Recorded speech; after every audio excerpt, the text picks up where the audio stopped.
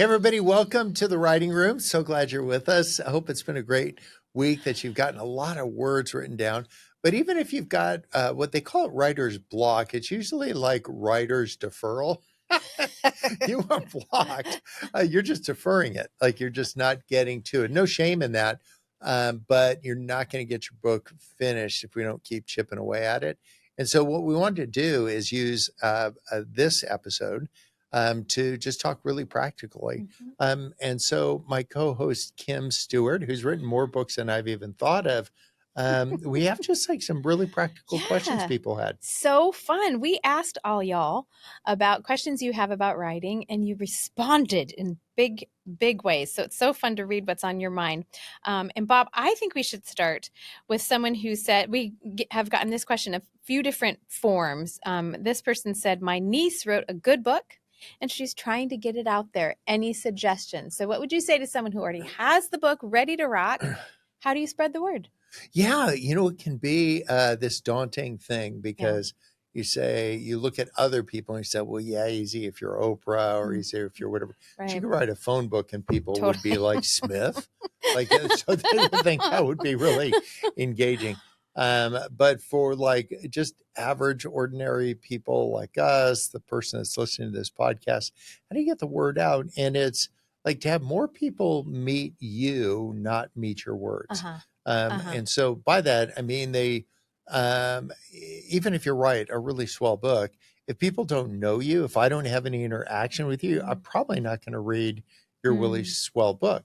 And so to have opportunities, if you were invited to speak somewhere, even if that was like at Arby's, or at Rotary Club or Kiwanis or whatever it is, Good Neighbor Club, but to just get out there and talk, and you'll be practicing your craft as you do it. You'll get better, meaning you'll be more brief. You'll crystallize the stories. You'll also have crowdsourced your stories, so you know which of the ones people engage and which one people endure. Right. And so you could say more of the things we call it around here, the breaching whale, that if there's a big gathering of people and people agree or like what you said, you hear, it's like the whale just breached and flopped its like fin over. So what I want you to do is think about those opportunities. And somebody might say, well, but that's great if you're a speaker, but what if you're not? Then say, okay, well then let's say, how about on social media, if you have some ideas from your book, how about starting to share those, not periodically, but regularly? Right. And only regularly, it's not some hack. It's just that people will know to look for you, go like, oh my gosh. Like I'm learning sign from McKinnon, who is on Instagram, and we hadn't met each other till we did. But she'll tell me the difference between one signed word and another signed word. And so engaging people and then reaching out to people. The reason I know McKinnon now, she was teaching me sign. I figured she needed to know that. And so I just said, awesome. say, I'm not a creeper. I just thank you for releasing. So part of getting the word out is engaging the people around you. Then the last thought that I have on it is to do what we're doing, podcasting. If you want to gather followers on like Instagram, you'll get 3 or 5, or maybe you crush it and get 50. But if you have a good podcast that people are listening to, you're just going to have a lot more exposure. The word just travels faster. More people are stuck in traffic, I guess. And they'll take time. They'll get to know your heart, and then they'll be interested in your words. You started your own podcast. I did, What was your experience with that? I've loved it. We're in our 3rd season. It's called For Real.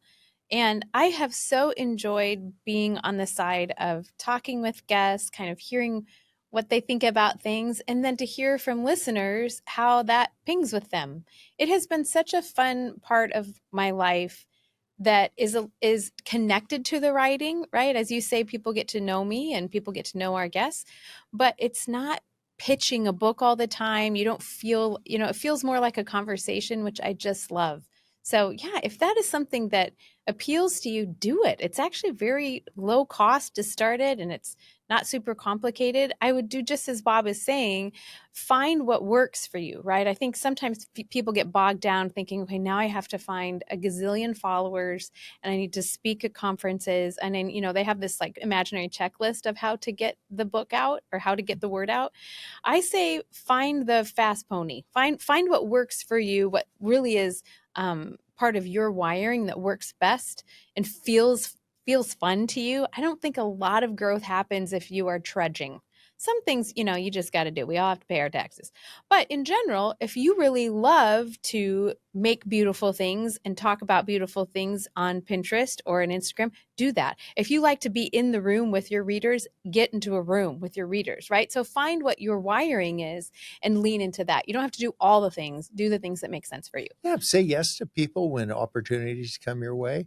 And then maybe if podcasting was a part of your thing, say, hey, could we just jump on a quick little podcast? Like it just takes two like $20 microphones and a little recorder and like you're done. Off. Like that's it. Or press Zoom, press record, and then, headphones optional. Like really just like get it done. Just do a good job at that. And again, it's people will get to know your heartbeat and they'll say, oh, I wonder what Kim has to say. You wrote a new book, Jesus Star for Jesus, and other jobs I quit. I love that. And I think the reason that's doing well is that people know you from having been exposed in other arenas. And then they go, oh, I would actually be interested to see the person I'm hearing about writing books, read the book that she wrote. So use that to your advantage. I would say, as you broaden your base, and you'll also, as a byproduct, you're going to meet some really interesting people. Totally. Go to podcasts that you enjoy, find all the interesting people they've spoken to, and to say, I heard you on this podcast, and then just send the emails out. It's not too hard to find people. Yeah. A lot of writing is building trust with a reader. So you're talking about in your in-ears when people are in your, that's an old term, what do we call them? Earbuds. When people are listening to your podcast, they're building trust with you. You're building a relationship with them so that you know each other a little better. And then it feels not smarmy after a while to say, oh, I wrote a book, right? So it's a relationship rather than a pitch. And I think building trust both on the page and in conversation will always do you right. I would say a really practical tip on this thread is to find people that have a different and larger footprint than you.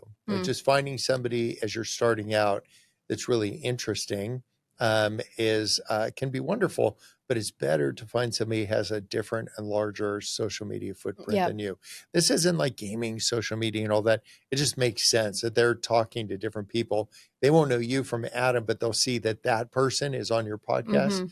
They will be interested in hearing what that person has to say. And then they'll meet sweet old you along the way. Right. Talk about emails and how to collect those, because that really is the coin of the realm for aspiring authors who want to get out the word. You want to build up a really large email list, but not do it in a creepy way. Exactly. So what's a way to do it in a non-creepy way? Yes, let us avoid the creep.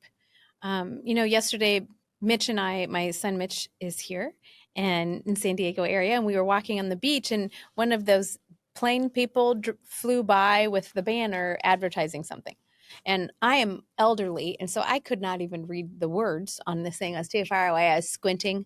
And Mitch and I were laughing about, how much money did it cost for those people to buy that ad spot? And it's, trolling the beach. I can't read it. Mitch couldn't even read it.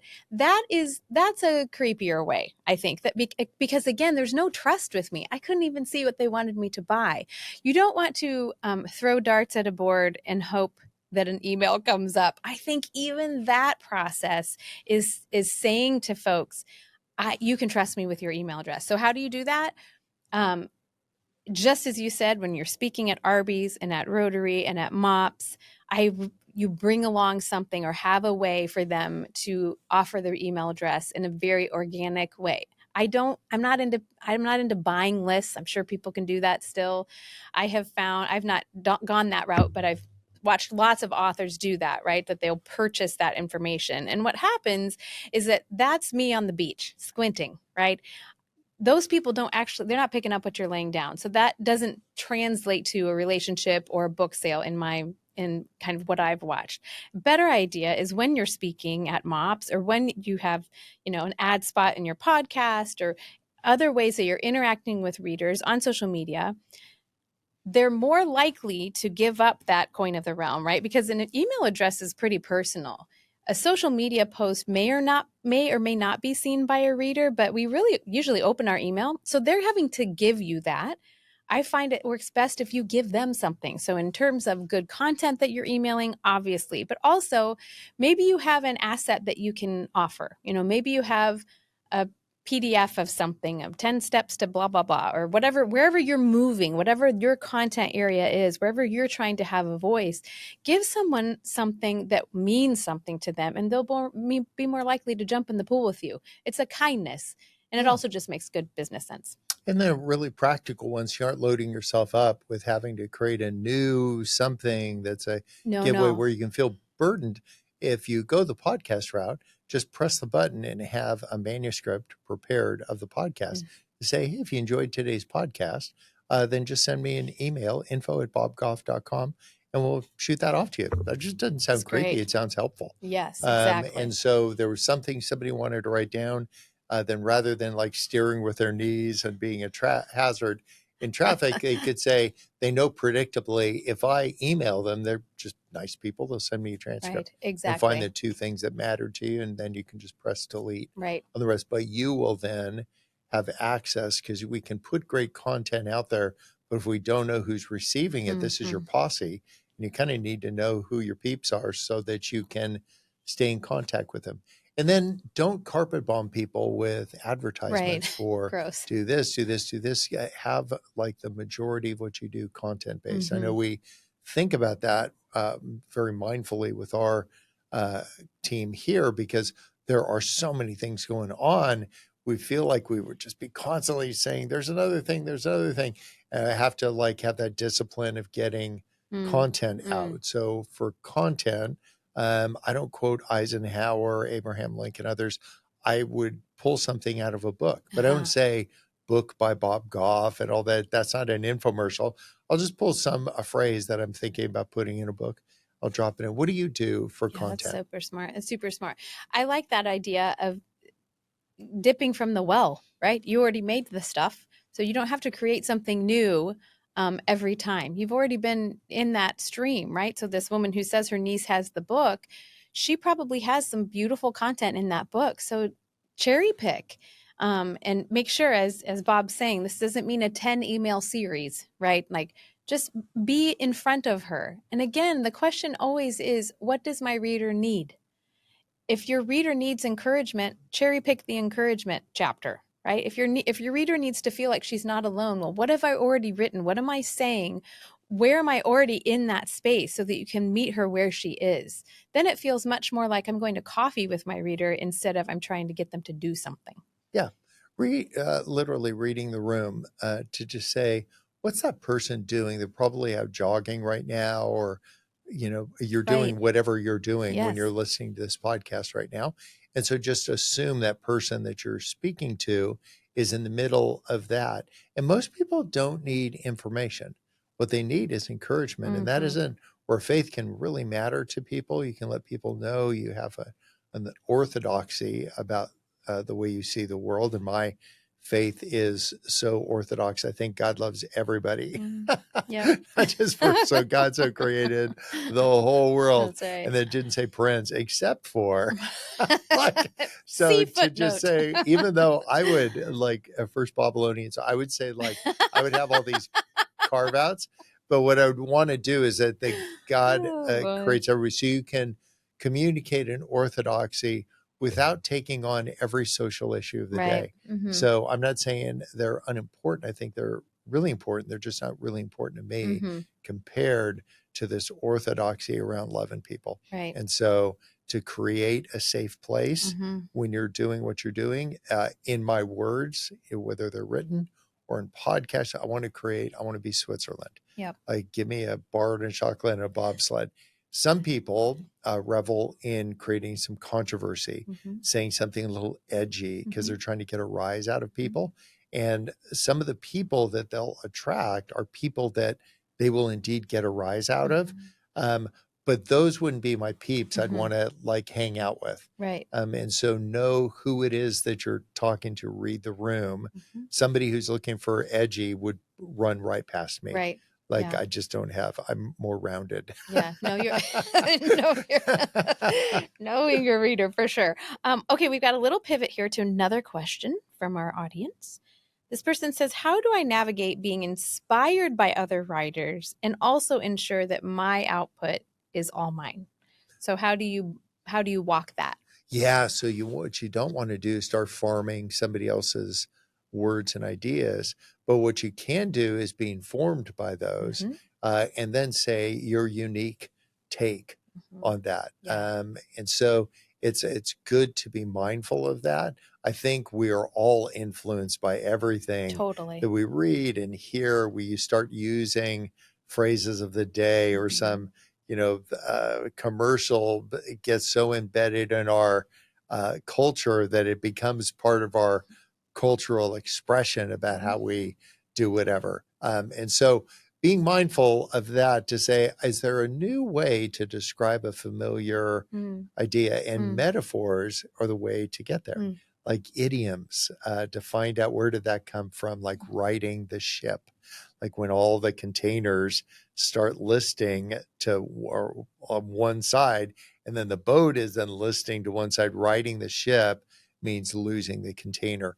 Just you describing squinting at a plane flying on the beach, like to see the message. That is such a beautiful metaphor.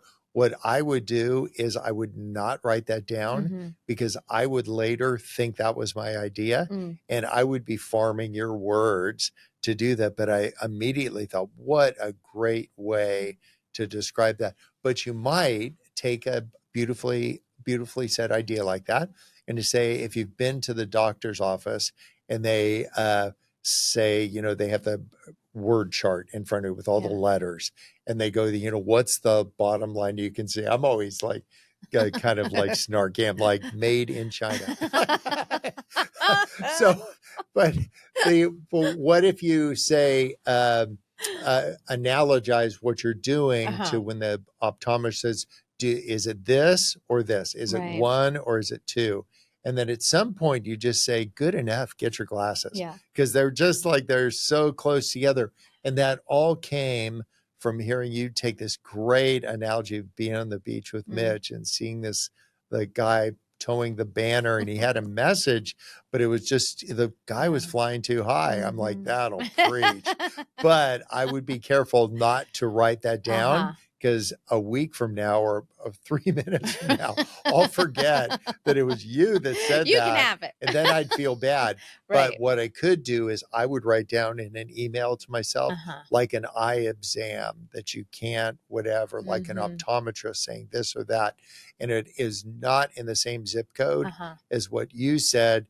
But so I wouldn't be farming your words, but it really was a beautiful word picture that you gave. That I'm so glad you're talking about this because, and this is a great question. Thank you for submitting. I think we have a lot of fear about this. We get a little anxious of, well, gosh, hasn't someone written this before? Or where did I know, why do I know this? And I think those are great questions. I also would encourage everybody just to take a deep breath. As Bob said, we are so beautifully inspired by and encouraged by and influenced by people. I hear myself on the daily in my house. I think, I am my mother. I sound exactly like, that is exactly what my mom would say. And I giggle about it and I move on because of course I'm influenced by the voices that I've heard. And hers is a trusted, beautiful voice. You're going to have trusted, beautiful voices and not so trusted, not so beautiful voices. And all of them will become a part of how you see the world. That is totally healthy, totally normal. I think I love what you're saying, Bob. Write down what is hitting you and just take the time to untangle just a little bit. Well, why do I know that? But don't freak out. Don't worry that some of these things, these ideas have been bantered about. I mean, you write about love. I write about grace. We did not make those up. These are old, beautiful ideas. What we're doing is to hold these things up to the light and turn the prism a bit by a bit by a bit, a degree at a time, and find fresh language for those ideas. I don't think you need to worry quite so much about taking someone else's work. I mean, you do if you're using whatever, AI and plagiarizing. I'm sitting with a former lawyer, people. Do not plagiarize. However, in general, cut yourself some slack. Of course, you're learning from other people. You'll untangle that. Don't let that idea stop you from writing a book. Yeah, and you can give attribution, obviously. Yes. When an idea came up that somebody way smarter than me came up with this idea, I'm not sure who it was, but they said, if you don't know who that is, but it's saying this is an original thought from me, or you've probably heard it said that, like whatever it is, but you're giving, it's like a soft attribution. Like, not sure who said this, but it wasn't me. That's a great way to give yourself the opportunity to write freely and then later. So I would say to young or old authors, write the words. Instead of getting wrapped around the axle, thinking about like, oh my gosh, did Brene Brown say that or whatever? You might have some cultural things that have just been said too much. Like they're just too retread, like that idea of connection. It's a beautiful idea. But you say like, that may have been an idea that has been so widely shared that maybe I've got nothing new to add to that. Think of another thing, literally go synonym of connection, antonym of connection is, disassociation. And there's this dissociative personality disorder. And so what we're going to talk about is whatever. I would use that as a segue to say, don't try to sound too smart. I've never been accused of that. But tell us about how to speak to people in language that they understand. People that are just trying too hard, it's like, oh, buddy, like just don't try so hard. It would be like somebody coming to Thanksgiving with note cards about what to talk about. Be like, dude, just pass the stuff and we're good. Oh man, we did have several questions about voice, and that's what you're talking about. I think is how do you use your own vernacular, your own conversational mojo in a book, right? Because I don't know if we learn this in school. I think a lot of writing assignments in school, we feel like we need to maybe put on the writing hat, and start paying attention to a bibliography. And there's a space for that kind of writing. Usually when you and I are talking with authors, they're looking for something that sounds a little bit more like them. So how do you find that voice? I think the only way to do it is to practice, just to do it over and over. And pretty soon you'll start to notice, wow, this chapter doesn't sound anything like the last chapter, and pay attention to that. Well, what sounds more like me, and pick that one. Yes. So get it right on the third try. Right. Don't try to sit down with a blinking cursor, say, I'm going to nail this like the Olympics. But what I'm going to do instead is I'm going to get the general idea down, something to do with a disappointment. And there's some disappointments that feel like body blows. There's other disappointments that feel like just Tuesday. There's just lots of things didn't happen. I was hoping to, but how do we scale disappointment so that everything isn't a 10 on the disappointment factor? And so you just get it just generally down the first time. Then as you go back the second time, you can actually make a little bit more lucid conversation about whatever that is. And then the third time, then you can be fun. Right. Just say like, actually, I think I want to do something that's just a little self-effacing here. So I can say, right. I was in the delivery room with my parents. I don't have a distinct recollection, but wonder if the look on their face was disappointment. So what you could say is on the third try, I'm going to get it right, only to take the pressure off the first and second try. Yeah. So just get it anywhere in the zip code the first time, and then you'll find more and more of your personality expressed. But you won't be trying too hard to be funny and then overshadow the important part that you're trying to make. Right. Or you aren't so trigger locked on the important point you're trying to make that you're not engaging enough to read. Right.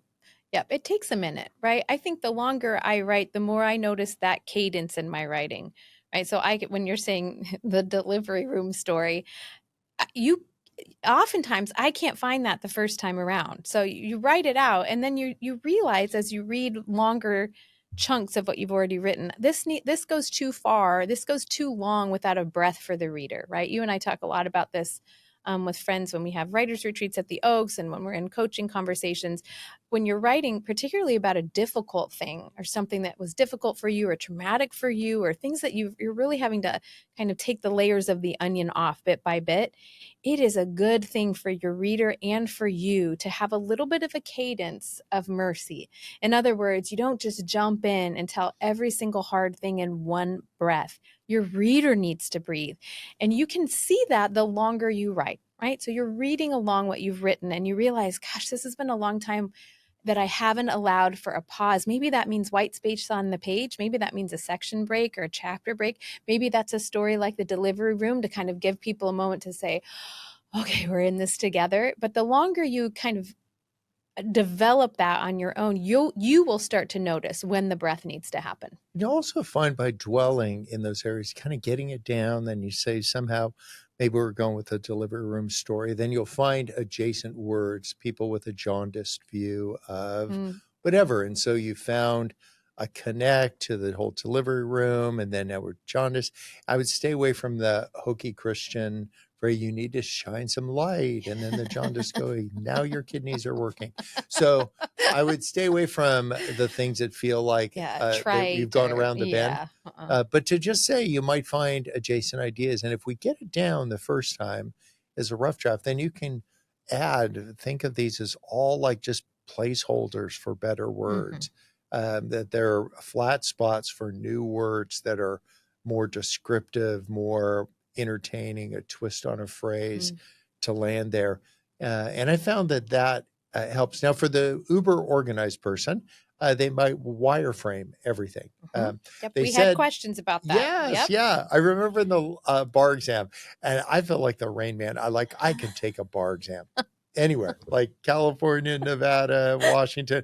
It's weird. My shoes might I might have the shoes on the wrong feet, but I could sit for a bar exam. And the one thing they always said is you have to wireframe your answer before you start writing. I'm like, oh, heck no. They said go, and I'm just going. I'm just going to ride. Why does that not shock me? Yeah. Wireframe? Are you kidding me? Yeah. So for each person, I'll have a different approach. So let's talk to the person that is uber organized and wants to wireframe their words. What would you suggest to them? Yes, we had lots of folks asking, what about the outline? Do I need an outline? And I say what Bob is saying, which is, yes, if that's the way you roll, absolutely make an outline. I mean, I've worked with lots of writers who push against that for a while, and finally there comes a point where they usually call looking a little sleepless, a little harried, their hair's a little weird, and I say, let's talk about how you are, how God made you. Do you like lists? Do you like organization? Do you take index cards to conversations at Thanksgiving? Then it is a kindness to you to have a little bit of an outline. So if you are that person, if you get a little shiver of delight when you think about Google Sheets, an outline will be your friend. So that's a good way to kind of chunk up a big project into bite-sized pieces. Depending on your genre, you want to just make these smaller goals, right? So if you're writing, let's say, a nonfiction, either like a self-help or how to live better book, that's a very broad genre. But let's say you take 5 of the things you know really, really well, and you write them down, and you write into those 5 sections. You take them off one by one. You just check it off the list. That will help you feel like you're not writing into the void. Some folks absolutely need that. I've written both with an outline and without. And depending on the season of my life, both of those things have been freeing. So start it out, try it out. If it's not working, guess who wrote the outline? You. So you get to change it. Yeah. And I would start, those people that know me know, so delighted. We're building a zoo and refuge in Uganda. Awesome. And it was just this immense project. And we're starting with giraffes because they don't bite and they're easy to find. Like you never find a giraffe hiding. Okay. So my point, find the big animals. Yes. Find those Good. big ones. I wouldn't start with the issues that bite. Like I would start with. That's a great idea. I would start with very the well big said. animals that are easy to spot. Be really obvious about where you're going with that. And then you could add the nuance layer. If you're really nuanced and then try to get obvious later, it's going to be a harder lift. But to say, what are the big things we're talking? We're talking giraffes. We're talking elephants. They found a new type of snake this week in the news. It's a new kind of anaconda snake. Oh my It's gosh. 25 feet long. Oh no. It weighs 1,200 pounds. And the thing about anacondas, you may not know this, but if you are like, they wrap around you and they're like squeezing the life out of you, one drop of alcohol on an anaconda's nose, it'll let you go. What? So one drop of alcohol on it. Now, are we talking rubbing alcohol, yeah, like Corona, if you're walking in the Amazon, you wouldn't have a bottle of Maker's Mark with you. And but if you did, one drop will get her dead. Wow. Yeah. What I want you to do in your writing is to find something relatable and then say something important about it. That what is putting the squeeze on you. I want you to find something relatable, something important. Then you'll take a new camera angle on that familiar idea. It might be, and this is you fishing into the pond. It might be a relationship. It might be your career. It might be your whatever. It might be your faith expression. It might be your traditions that you've outgrown. It might be whatever. But as you're fishing into these ponds, then the reader is saying, that's me. Yeah, he or she, as the author, is writing to me now. So find the big animals, fish into that pond. Perhaps it's this. And to say, no matter what it is, these things are true. It doesn't need to continue to have a squeeze on you. And so one drop of the right thing. And if you're speaking to men and women of faith, you could say, this idea of grace. It's just a drop of grace. You wrote a whole book on this, like Star for Jesus. You want to say one, that let's return to grace. It's this old friend that you get. When you're trying to find that theme in your book, how did you continue to reintroduce that as you tell story after story? Yeah. You do this too so beautifully, Bob. I think holding it up to the light and again, moving it in the light, right? You talked about avoiding trite speech. I'm particularly allergic to trite speech about faith because I feel like we get lazy. Right? We just say, maybe we say things that are familiar to us. And the problem is, as a writer, if you do that, you lose the reader. If it's too familiar, we zone out. And so this idea of taking something that's very familiar and just unraveling it, right? Picking that knot for a long time and looking at little changes in the light over and over. And sometimes you do that through a story. I often use story for that because I think story is a superpower. But you've talked before about transitions. How do you talk about the same thing for a whole book is kind of what you're asking. And I think at the end of the story or midway, sometimes it can be a sentence. It can be 2 sentences, a short paragraph of just what you just did. You're looking at it in a little tiny different light and saying, where have you seen this?